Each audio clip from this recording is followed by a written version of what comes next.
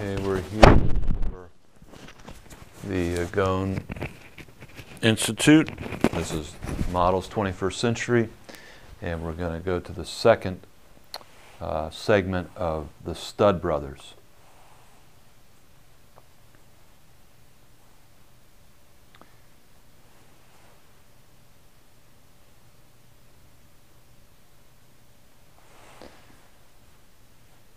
Hello, welcome back to the Agon Institute of Sports Ministry and the 21st Century Models of Sports Ministry course.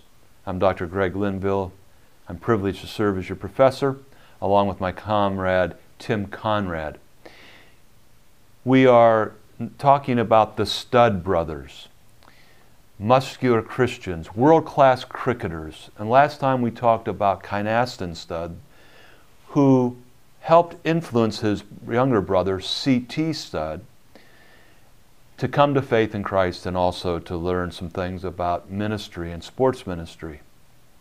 So you're going to be on the 7th page of your PowerPoint notes, and we remind you, if you're taking this for credit, you need to fill in the blanks fully. You need to take additional notes that are all of exam quality.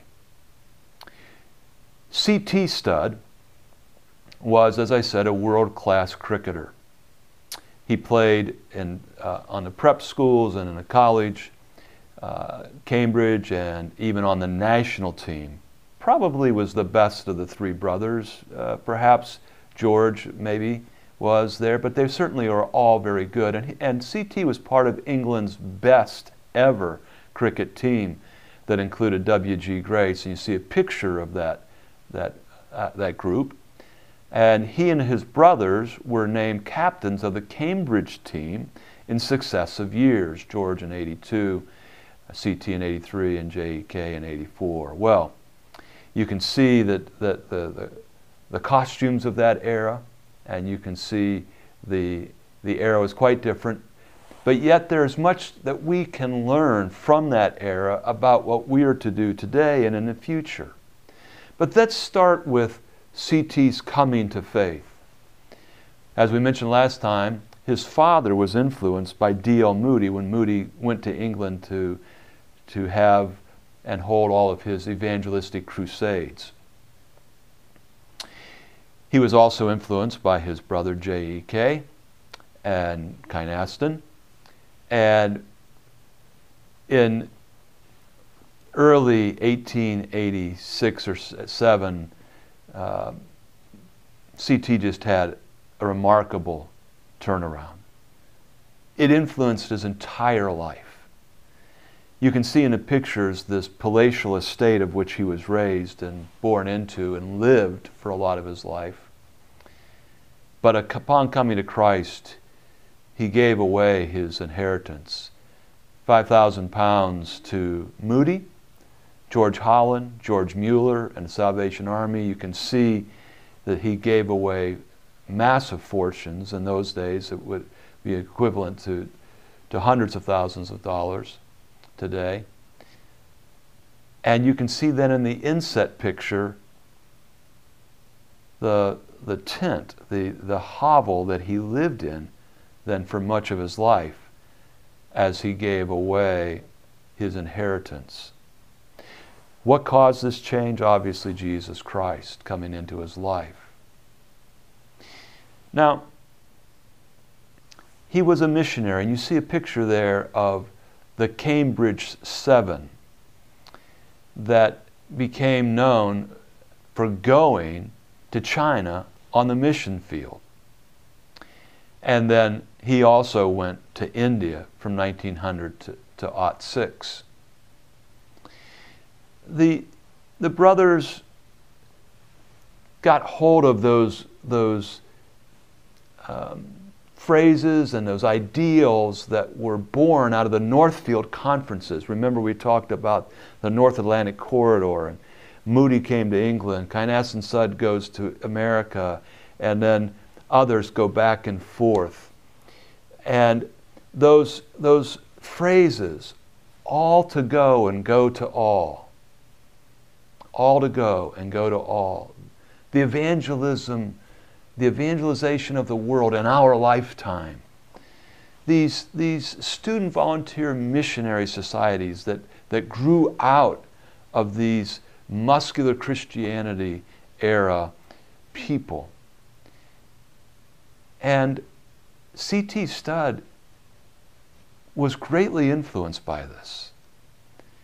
And as he went to China and he went to England, he used his cricketing excellences to be able to, his abilities, his athleticism to communicate, to build relationships and to establish relationships. I wouldn't say that he used it exclusively, but I would say that he definitely was recognizable by the people in those communities, and that as a cricketer, as an athlete, and that gave him the relationship that he needed. But he eventually lived in the Nile region for years, up until his death, and in fact didn't see his family for decades. Picture of the people that he was working with now comes up on the next, it would be the 10th one in this series. But before he did that, he spoke all over England to YMCAs and to brotherhoods from '06 to '08. And then he went to a region amongst cannibals in 1910 in the Upper Nile region. So you see this missionary moving out. I'd like to just give you this proposal that he gave to his wife. And he wrote wonderful love letters, upwards of 69 pages, a very small script. But I'd like to give you his proposal to his beloved Priscilla, a beautiful Scottish woman, Priscilla Stewart. Here's a quote. "You have neither the mind of God nor the will of God in this matter, but I have. And I intend to marry you whether you will it or not. So you just better make up your mind and accept the situation." That's his proposal. What was her response? She said, "What was I to do?" Well, Priscilla was a very lovely girl of Scottish descent, and she did support C.T. all of their married lives, even all of those years that he was overseas. She not only raised his daughters, but she raised the finances for him to stay on the mission field. Now, it was quite a different era. And it's true that he did not see his family for years at a time. And he died probably prematurely, in human terms anyway, because of his failing health. You see him here in this picture as a young and robust man, but you see this one with a man that was old and grizzled from a very harsh life that he lived in the jungles of Africa. Now, certainly there are many positive examples in his life. Giving it all to Jesus, going on the mission field, taking it on the mission field. And certainly one of the models for the 21st century is to be a sports minister missionary to the world. And his athletic approach to life, to leave it all on the field. Have you not heard that many times in our athletic world? And this was the kind of thing that he was able to then take into all the world. He transferred those athletic truisms and those athletic metaphors and those athletic lessons into missionary work. Here's a quote. "I want to be one of those who doesn't care," yes, he uses a damn, "except to give my life for Jesus and souls." This was how clear he was. And he would work 18 to 20-hour days on the mission field. was most often difficult to work with, sometimes because he had such a zeal. In fact, this would be how his daughters and his son-in-laws described him. In fact, his son-in-law wrote the biography, Norman Grubb, and here's a quote: "There was no let-up, no diversions, no days off, no recreation." He literally destroyed his earthly temple from all of his overwork, lack of care for his physical body. A litany of illnesses and physical problems, such as losing his teeth, worsened under his self-sacrificing pushing. So much so that he became addicted to morphine to control the pain. And by the end, he had to be removed from the mission field by what was then called the Worldwide Evangelization Crusade, WEC. Yes, models of the 21st century sports ministry. We learn a lot of what we should do and sometimes what we shouldn't do. What are the models that we can glean from CT?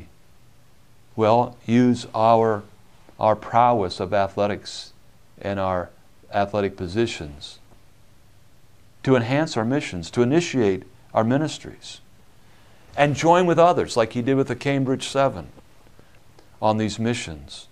Because as we join with others, we can have a greater impact.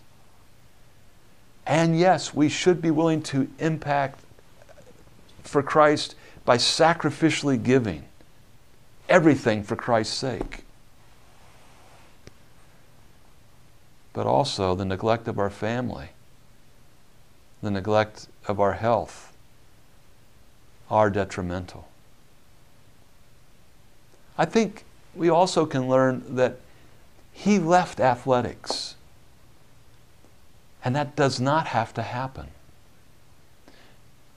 We don't have to leave athletics to continue to be in ministry, to communicate that we give all for Jesus, but rather we can allow our athletics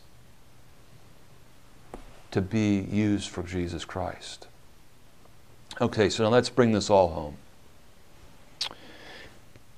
We're studying muscular Christian pioneers so that we can envision our ministries for the 21st century and beyond.